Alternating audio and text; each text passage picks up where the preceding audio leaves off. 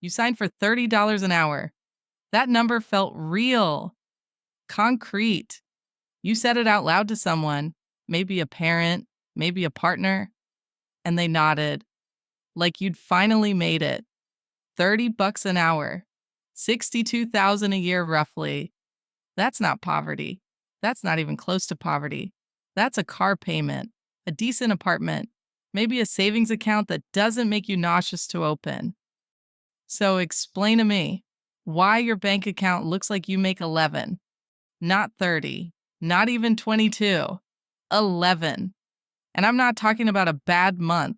I'm talking about a forensic audit of every single dollar that gets stripped away between that moment you sign the contract and the moment anything actually lands in your life.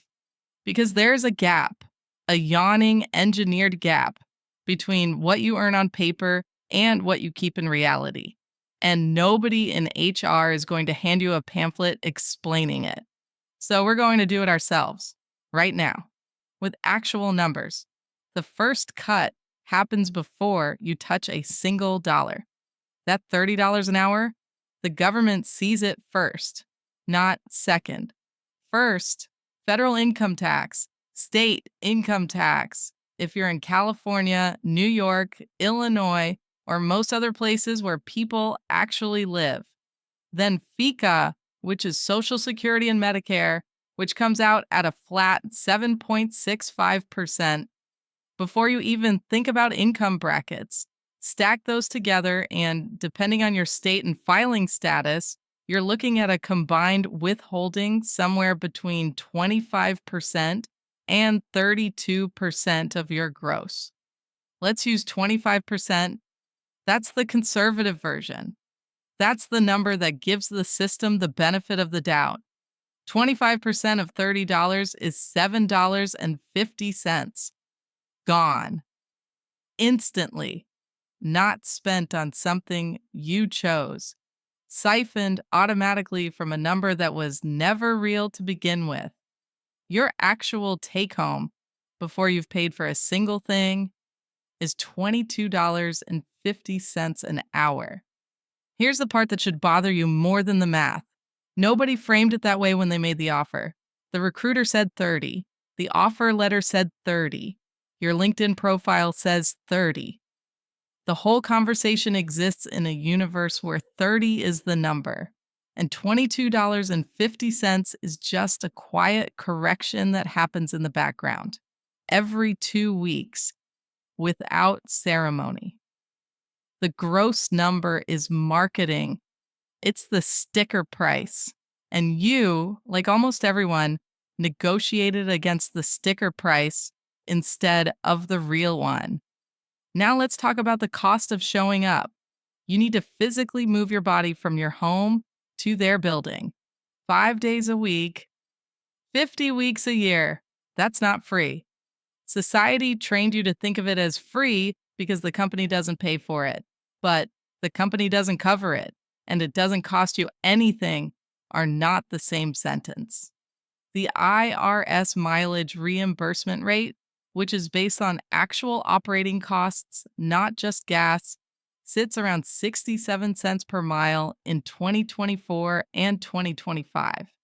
That number accounts for gas, yes, but also tire wear, brake wear, oil changes, insurance amortized over miles driven, and depreciation. That last one is the invisible killer. Every mile you put on a car is resale value walking out the door. The average American commute is roughly 27 miles each way. Round trip, call it 55 miles a day. 55 miles times 67 cents equals $36.85 per day. That's not a transaction you see. There's no charge notification on your phone, but it's real. It's just slow and quiet, leaking out through tires and depreciation schedules and insurance premiums.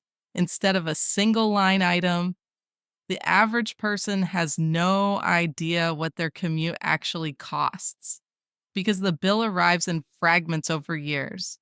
Divide the $36.85 across an 8-hour workday, $4.61 per hour. vanished. We're at $17.89 now.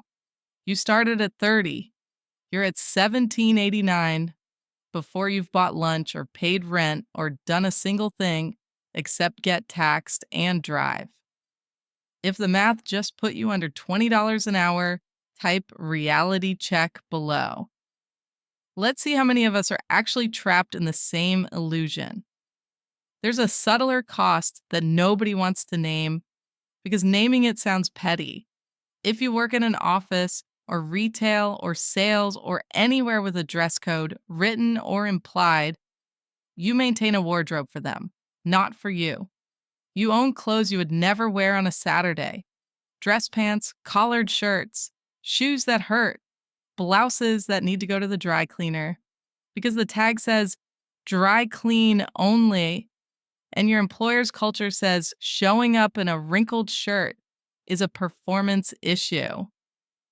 Studies on professional spending consistently put work-specific clothing and maintenance costs somewhere between $1,000 and $2,000 per year for the average office worker. That's a wide range. So let's use the floor. $1,000 a year, spread across 50 working weeks, that's $20 a week, across 5 days, $4 a day, across 8 hours, 50 cents an hour. It's not the number that's devastating, it's the principle. You are personally financing a costume required by someone else's brand standards. You are the prop and the prop budget. We're at $17.39. Then comes the exhaustion tax, and this one is sneaky because it doesn't look like a work expense. It looks like a personal choice. It looks like you just love Chipotle. You don't love Chipotle that much. You're tired. When a job consumes 40 to 50 hours of your functional energy per week, you come home running on fumes. Cooking a real meal requires about an hour of your life. The shopping, the prep, the actual cooking, the dishes. On a Tuesday night, when you've already spent 9 hours in a building under fluorescent lights, that hour feels like a marathon, so you don't do it. You order the $16 bowl. You grab the $14 sandwich near the office. You hit the drive-thru.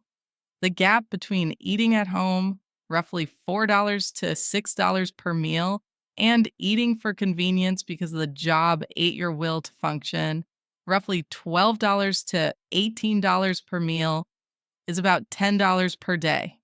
Not because you're bad with money, because the job created an energy deficit and you filled it with a credit card. That's another $1.25 per hour. $16.14. You signed for 30. We're at $16.14. And we've only looked at the money side of the equation. Because here's what we haven't touched yet. Time. The real hourly rate isn't just about how much money survives the gauntlet. It's about how many hours you actually gave to earn it. And when you run that number, when you count the full invoice of your day, the math doesn't just get worse. It becomes a different conversation entirely. Your contract says 8 hours, 9 to 5, Monday through Friday.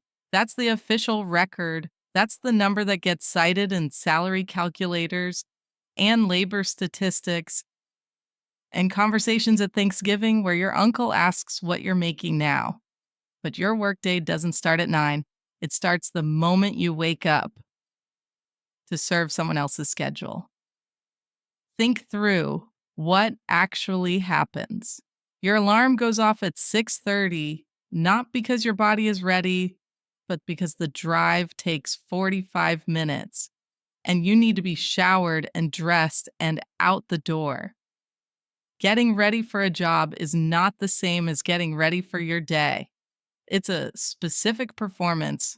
The clothes we already audited, the grooming standards the company implicitly requires, the professional presentation that earned you the right to walk through their lobby. That whole sequence, from alarm to car door, runs about an hour, consistently. You'd be lying to yourself if you claimed you'd wake up at 6:30 on a day off. and spend 45 minutes ironing a shirt. So we add that hour. Unpaid, required, then the commute. We already priced it in dollars. Now price it in hours. 55 miles each way at highway speeds is an hour and 15 minutes on a good day. Traffic, especially if you're near any major city, turns that into closer to 90 minutes round trip.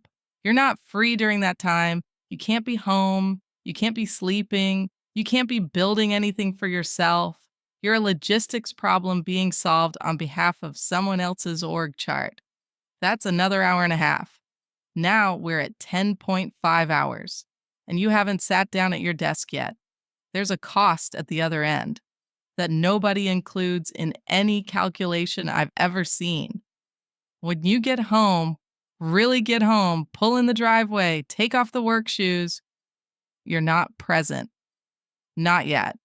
Your nervous system is still in work mode. The cortisol is still elevated. The low-grade stress of emails and meetings and performance reviews hasn't cleared. You need time to decompress before you can actually exist as a person instead of an employee.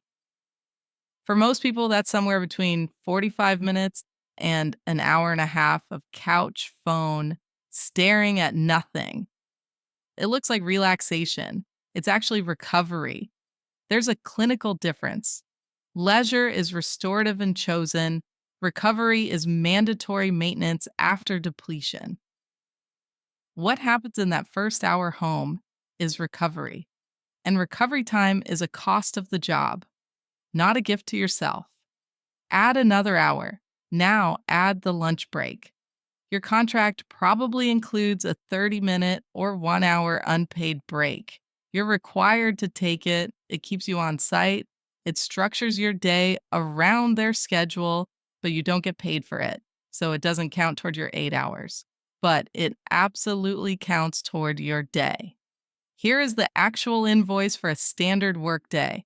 8 hours clocked, 1 hour unpaid lunch, 1 hour getting ready, 1.5 hours commuting, 1 hour decompressing. That's 12.5 hours of your day belonging functionally to your employer.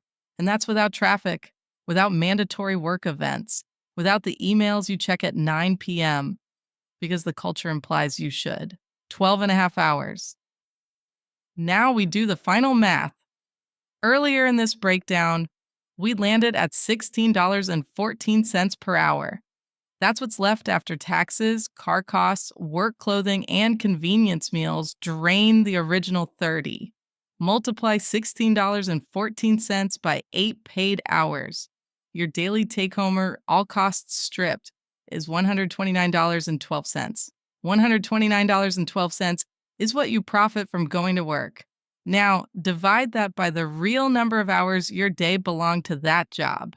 $129.12 divided by 12.5 hours. $10.32. Not 30, not even 15. $10.32 per hour. And that's the conservative model. That doesn't include childcare, which for working parents can run $1,200 to $2,000 a month, and exists entirely because the job requires you to be physically absent from your children during the hours they need care. Factor that in, and the number drops below 8. It might drop below minimum wage in your state. This is the number that the offer letter will never show you. This is the number that the salary calculator on Google will never compute. This is the number that HR does not want living in your head. Because if it did, you'd negotiate differently. You'd commute differently. You'd think about that car payment differently. You'd look at overtime differently. Specifically, you'd look at unpaid overtime and immediately understand that it's not dedication.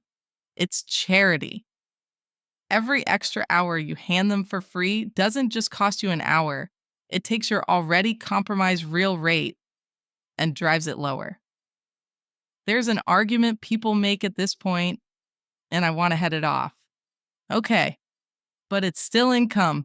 It's still better than not working.